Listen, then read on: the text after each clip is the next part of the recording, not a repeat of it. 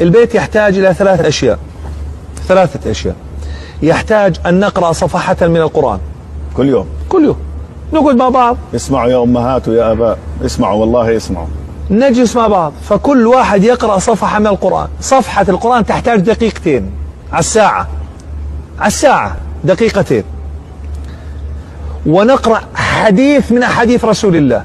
افتح رياض الصالحين، قال صلى الله عليه وسلم: المسلم من سلم المسلمون من لسان يده. صدق رسول الله. سكرنا الكتاب، خلصنا.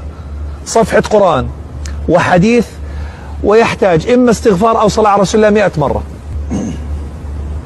والله الذي لا إله غيره أن الله سيطرح البركة في المال والعيال والبيت والطعام والشراب.